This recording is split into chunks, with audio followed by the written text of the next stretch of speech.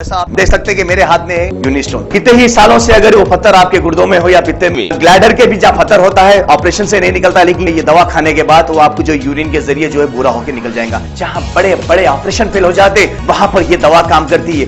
गुर्दे और पित्ते की पथरी ये प्रोडक्ट से गल जाती है, फिर दोबारा पथरी फॉर्म होने नहीं देती और इसमें कोई साइड इफेक्ट भी नहीं है। R&S यूनानी pharmacy, first floor opposite Canara bank, Bahadurpura, x road, Hyderabad.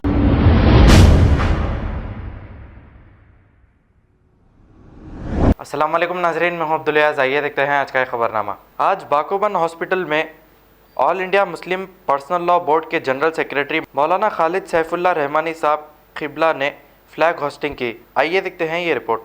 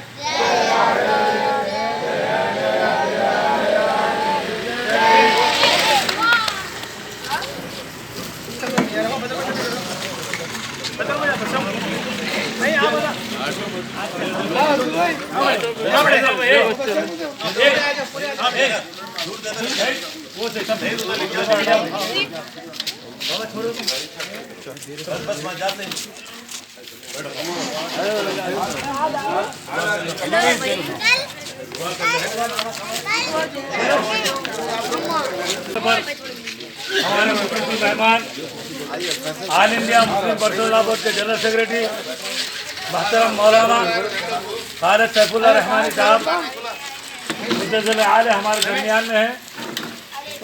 जैसा कि आप जानते हैं, बारकत वेलफेयर एसोसिएशन की जानिब से हर साल यौम जुमिया के मौके पर झंडा चढ़ाया जाता है, क्योंकि यौम आज़ादी 15 अगस्त को हुई।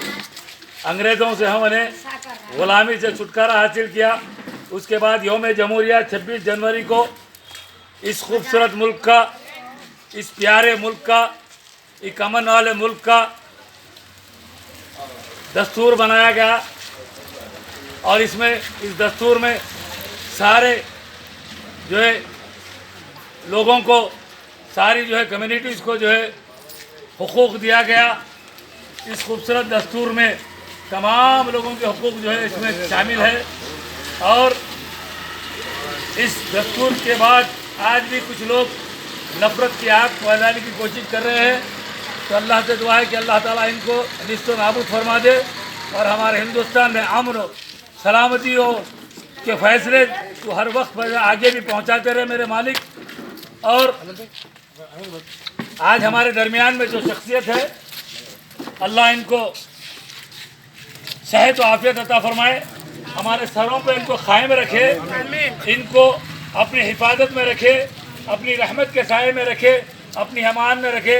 हमारे क़ायदीन बैरिस्टर सौदुद्दीन अवैसी को, अकबरुद्दीन अवैसी साहब को अपनी हिफाजत में रखे, अपनी रहमत के साए में रखे, अपनी अमान में रखे।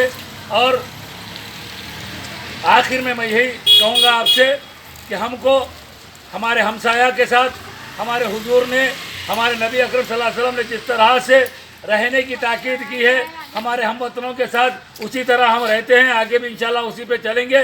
इस्लाम हमारा अमन का पैगाम है, इस्लाम अमन का पैगाम देता है, इस्लाम प्यार का पैगाम देता है। फिर एक बार हमारे इस हिंदुस्तान को, प्यारे हिंदुस्तान को, इस हमारे जो है दस्तूर को दिल की गहराइयों से सैल्यूट है, इसकी ईमानदारी को सैल्यूट, इसको बनाने वाला जो है अम्बेडकर जी को सैल्यूट, सबको सैल्यूट। फिर एक बार मैं मौलाना से गुजारिश करूंगा कि आप एक दो लफ्ज़ हमारे दरमियान में दो लफ्ज़ बोलते हुए दुआ फरमाइए, क्योंकि आपको अहम खुसूसी बात है कि मौलाना इंशाल्लाह फिर कुछ ही दिनों में हमारे दरमियान में आएंगे, क्योंकि इस्लामी शरीय काउंसिल का भी मौलाना के हाथों। खबर है शहर की, खबर है गाँव की, खबर है सारी दुनिया की। 7H न्यूज़ पसंद आए तो लाइक कीजिए, शेयर कीजिए और सब्सक्राइब करना ना भूलें। 7H news.